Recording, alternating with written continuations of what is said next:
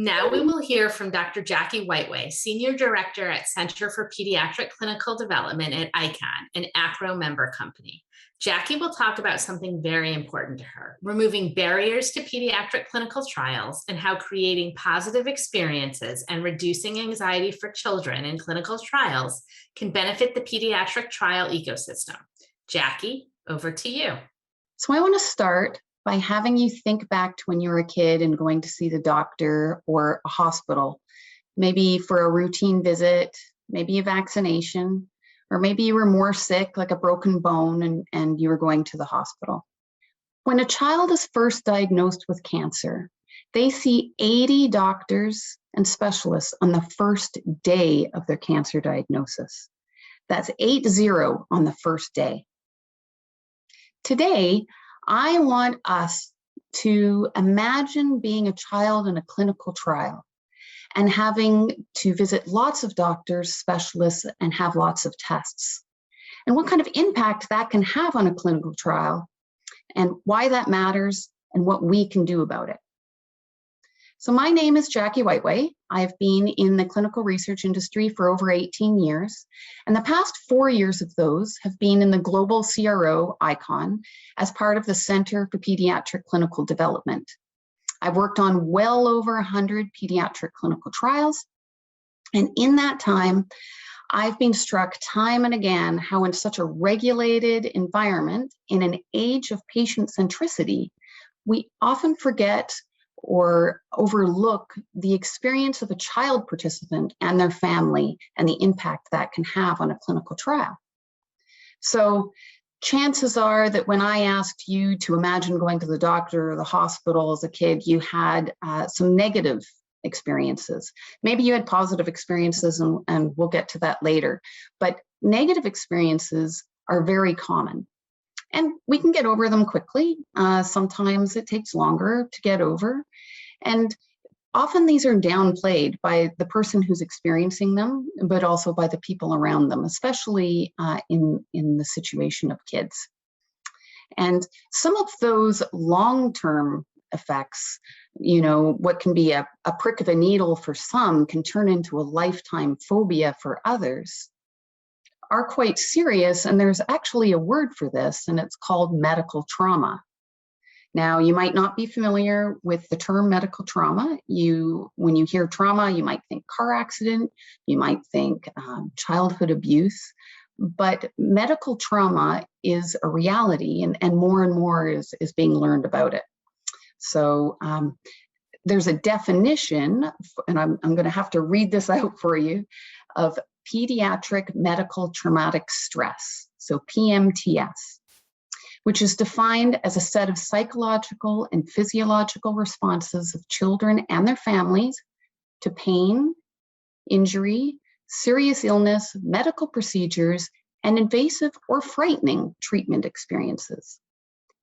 And up to 80% of children and their families experience this as part of a life-threatening illness or a painful medical procedure. And the impact of this can be threefold. It can impact day-to-day functioning. It can actually impede the optimal recovery from the condition that the participant is suffering. And it can affect adherence to medical treatment. For those of us in the clinical trial industry, think patient engagement or patient retention and how important that is for clinical trials. And clinical trials themselves are really important. Did you know that 70%, this is in the United States, that 70% of drugs used in kids have not been tested in kids for safety or efficacy? That's actually over 90% in the case of critical care situations. It takes 6.5 years on average from when a cancer drug, is approved for adults for it to become approved for kids. 6.5 years. That's, well, quite literally a lifetime for some kids. And that's only if it gets tested in kids. In fact, most have not been tested in kids. There are only 37 FDA-approved cancer drugs for kids, And most of these were developed before the 80s. There's hundreds approved for adults. And it's not that these wouldn't work in kids, it's that they haven't undergone clinical trials. So they're not approved for use in kids. And that's why clinical trials are important. But clinical trials realistically do introduce more tests and more visits, and therefore potentially more trauma. But they also provide a lot of opportunities to make it better. So maybe you had a good experience when you were imagining being at the doctor or going to the hospital. Why was that? Odds are it wasn't because of the needle or the smells or the tastes, but instead something that I would like to introduce is the 3 C's that we can bring in to help the clinical trial experience and to mitigate medical trauma. And those are control, communication, and comfort. So kids love to play. It gives them control. It gives them control over their environment and over processing what's happening to them. It also happens to be their superpower. So that is a key element. Communication. Communication to them, not over them, and in a way that they can understand. As we say, kids aren't small adults, and they need to be communicated in a way that they understand. Comfort. There are lots of ways that we can introduce comfort and decrease pain and discomfort. And the good news is there's lots of approaches and people and products and companies who are recognizing this and providing tools that we can use to mitigate this trauma and introduce these 3 C's. The bad news is that these are seen as a nice to have in clinical trials, not a need to have. So to recap, 80. That's how many doctors and specialists a child sees on their first day of a cancer diagnosis.